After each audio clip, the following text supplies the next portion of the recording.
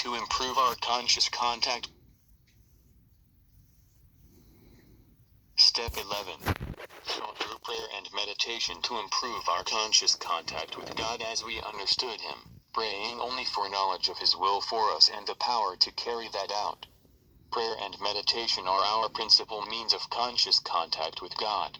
We AAS are active folk, enjoying the satisfactions of dealing with the realities of life, usually for the first time in our lives, and strenuously trying to help the next alcoholic who comes along.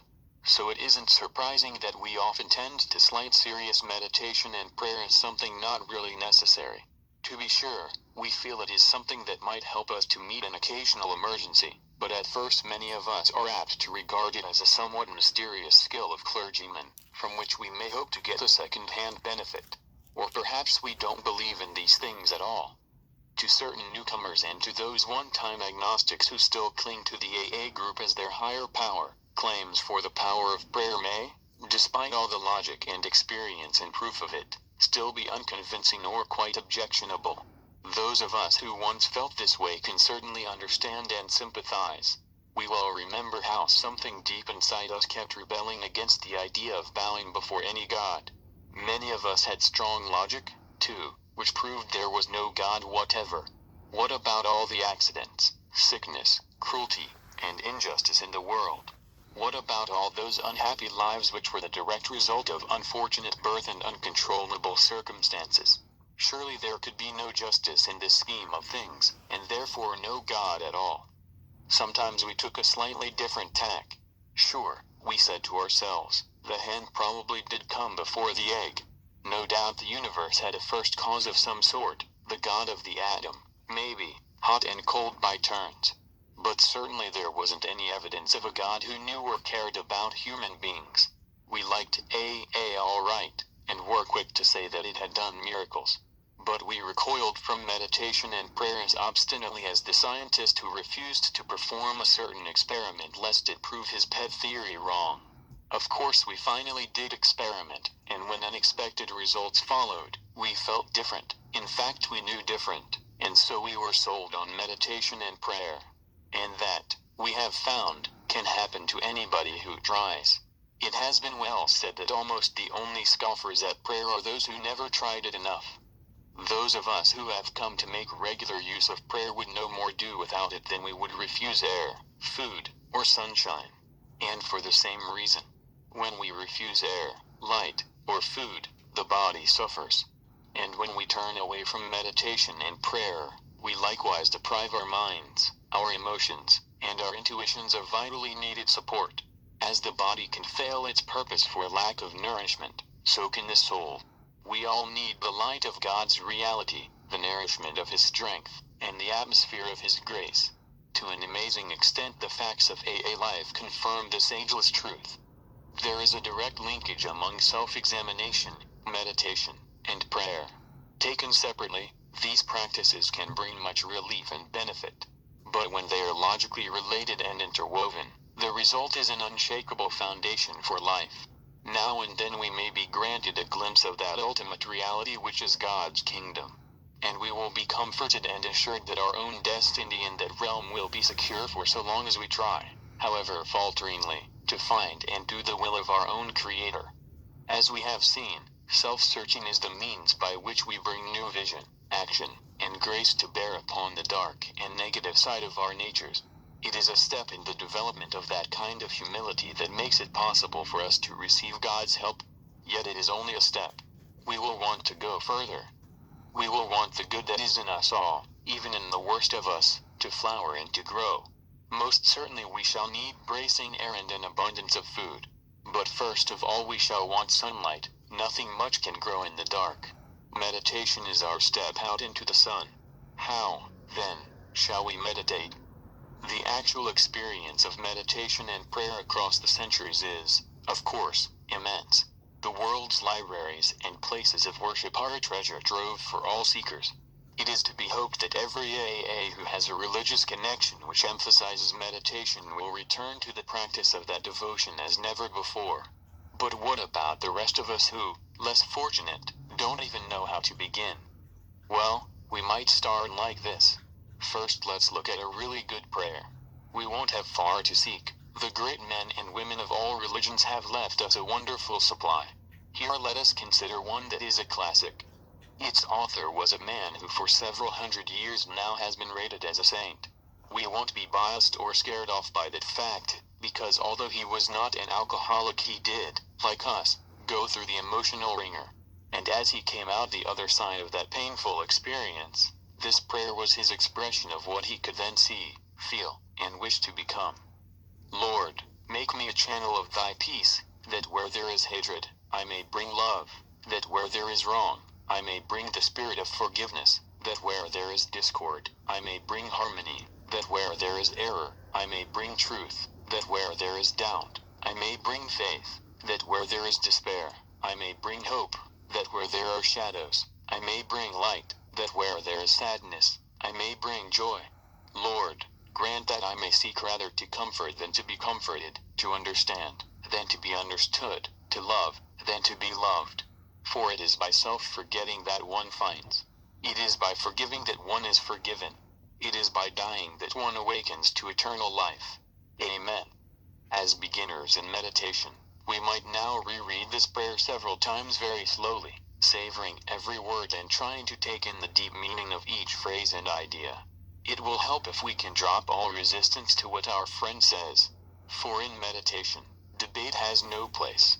We rest quietly with the thoughts of someone who knows, so that we may experience and learn. As though lying upon a sunlit beach, let us relax and breathe deeply of the spiritual atmosphere with which the grace of this prayer surrounds us. Let us become willing to partake and be strengthened and lifted up by the sheer spiritual power, beauty, and love of which these magnificent words are the carriers. Let us look now upon the sea and ponder what its mystery is, and let us lift our eyes to the far horizon, beyond which we shall seek all those wonders still unseen. Shucks, says somebody. This is nonsense. It isn't practical. When such thoughts break in, we might recall, a little ruefully, how much store we used to set by imagination as it tried to create reality out of bottles. Yes, we reveled in that sort of thinking, didn't we? And though sober nowadays, don't we often try to do much the same thing? Perhaps our trouble was not that we used our imagination. Perhaps the real trouble was our almost total inability to point imagination toward the right objectives. There's nothing the matter with constructive imagination. All sound achievement rests upon it. After all, no man can build a house until he first envisions a plan for it. Well, meditation is like that, too. It helps to envision our spiritual objective before we try to move toward it. So let's get back to that sunlit beach, or to the plains or to the mountains, if you prefer. When, by such simple devices, we have placed ourselves in a mood in which we can focus undisturbed on constructive imagination, we might proceed like this. Once more we read our prayer, and again try to see what its inner essence is. We'll think now about the man who first uttered the prayer. First of all, he wanted to become a channel. Then he asked for the grace to bring love, forgiveness, harmony, truth, faith, hope, light, and joy to every human being he could. Next came the expression of an aspiration and a hope for himself. He hoped, God willing, that he might be able to find some of these treasures, too. This he would try to do by what he called self-forgetting. What did he mean by self-forgetting, and how did he propose to accomplish that? He thought it better to give comfort than to receive it, better to understand than to be understood, better to forgive than to be forgiven. This much could be a fragment of what is called meditation, perhaps our very first attempt at a mood, a flyer into the realm of spirit, if you like. It ought to be followed by a good look at where we stand now, and a further look at what might happen in our lives were we able to move closer to the ideal we have been trying to glimpse. Meditation is something which can always be further developed. It has no boundaries, either of width or height.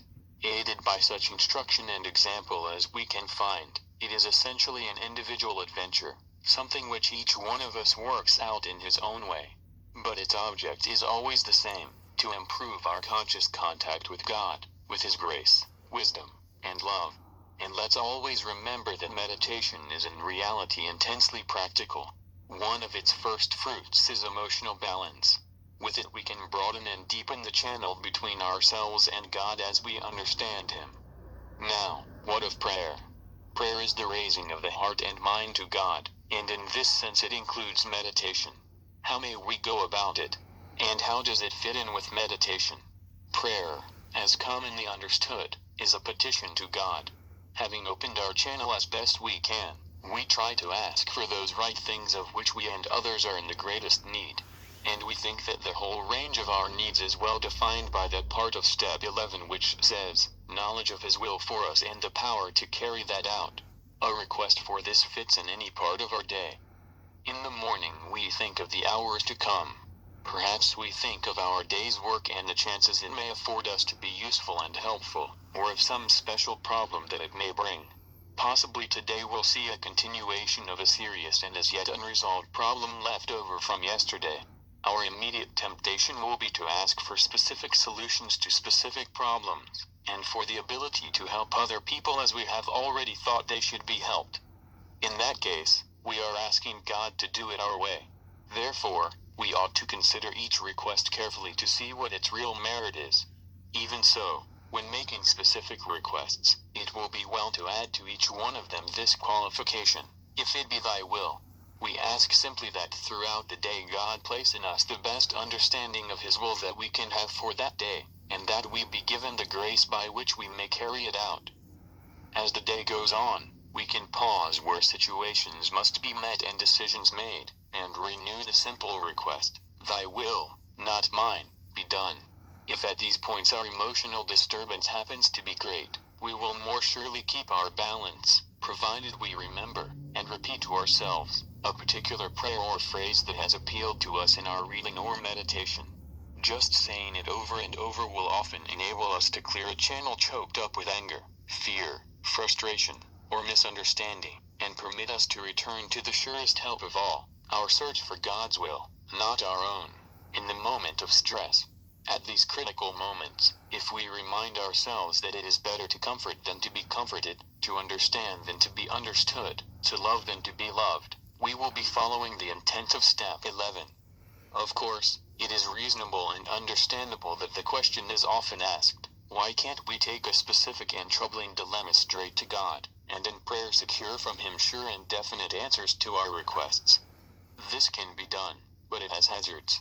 We have seen A.S. ask with much earnestness and faith for God's explicit guidance on matters ranging all the way from a shattering domestic or financial crisis to correcting a minor personal fault, like tardiness.